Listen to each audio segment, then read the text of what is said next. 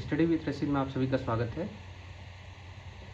आज हम 1784 ईस्वी में बना पिट्स इंडिया एक्ट के बारे में जानेंगे। इससे पहले के दो वीडियो में मैंने रेगुलेटिंग एक्ट 1773 और एक्ट ऑफ सेटलमेंट 1781 बता चुका हूँ। और थोड़ा पहले कुछ उसके संदर्भ में कुछ रिवाइज करा देता हूँ। जैसे रेगुलेटिंग एक्ट में हम लोगों ने देखा कि उसमें प्रावधान ये किया गया था कि जो बंगाल का गवर्नर था उसको बंगाल का गवर्नर जनरल बना दिया गया, और ऐसा करने से जो मद्रास और बम्बई के गवर्नर थे वो बंगाल के गवर्नर जनरल के अधीन हो गए। दूसरा ये काम किया गया कि 1774 ईस्वी में कलकत्ता में एक सुप्रीम कोर्ट की स्थापना की गई। इसके तहत कंपनी के जो कर्मचारी थे उन पर कुछ प्रतिबंध लगाए गए, जैसे वो निजी व्यापार नहीं कर सकते थे, भारतीयों से उपहार नहीं ले सकते थे या फिर किसी तरह का रिश्वत नहीं ले सकते थे। और साथ ही इस कानून के आने से ब्रिटिश गवर्नमेंट को कोर्ट ऑफ डायरेक्टर्स, जो कि कंपनी की गवर्निंग बॉडी थी, उसके माध्यम से उस पर कंट्रोल स्थापित हो गया था। लेकिन इसमें कुछ त्रुटियां थी जिसको लेके 1781 में एक्ट ऑफ सेटलमेंट और अभी 1784 में पिट्स इंडिया एक्ट आया। 1781 के एक्ट ऑफ सेटलमेंट में ये व्यवस्था की गई कि गवर्नर जनरल इन काउंसिल और सुप्रीम कोर्ट के बीच के जो विवाद को खत्म करने का प्रयास किया गया।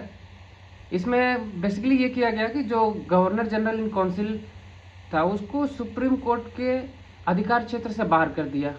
साथ ही जो कंपनी के कर्मचारी वगैरह सब थे उनको भी सुप्रीम कोर्ट के अधिकार क्षेत्र से बाहर कर दिया। कलकत्ता के जो निवासी थे उनको सुप्रीम कोर्ट के अधिकार क्षेत्र में ले लिया। तो इस तरह से हम देखते हैं रेगुलेटिंग एक्ट और एक्ट ऑफ सेटलमेंट। आज हम देखेंगे पिट्स इंडिया एक्ट। तो चलिए शुरू करते हैं आज की क्लास।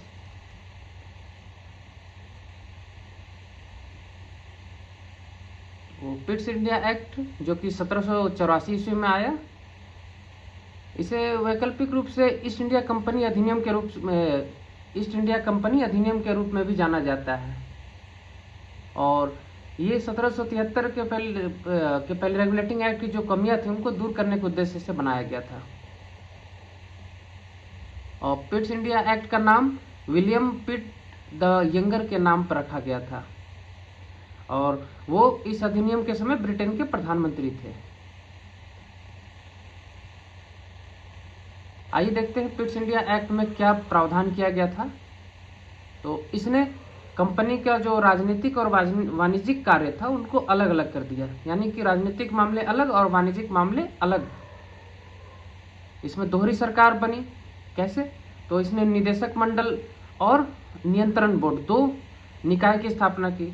निदेशक मंडल को कंपनी के वाणिज्यिक मामलों के अधीक्षण की अनुमति दी, और राजनीतिक मामलों के प्रबंधन के लिए नियंत्रण बोर्ड, जिसको बोर्ड ऑफ कंट्रोल भी कहा जाता है, उस नाम का निकाय बनाया। तो इस तरह से दोहरी शासन व्यवस्था का प्रारंभ हुआ।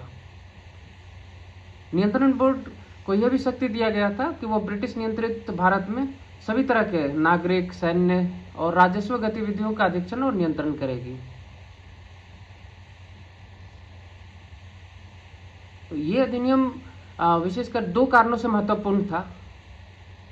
पहली बात तो ये कि कंपनी के अधीन जो क्षेत्र था, तो पहली बार ब्रिटिश आधिपत्य का क्षेत्र कहा गया, यानी कंपनी के अधीन क्षेत्र को पहली बार ब्रिटिश आधिपत्य का क्षेत्र कहा गया था, अपनी संपत्ति बताया गया।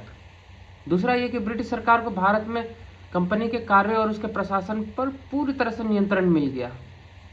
तो ये था हमारा पिट्स इंडिया एक्ट। अगली क्लास में हम देखेंगे एक्ट ऑफ 1786। तब तक के लिए हमारे चैनल से बने रहें और चैनल को सब्सक्राइब कर लें, और जितने भी कोशिश करें इसको शेयर करने का, ताकि और भी ज़रूरतमंद लोग इसका लाभ उठा सकें। धन्यवाद।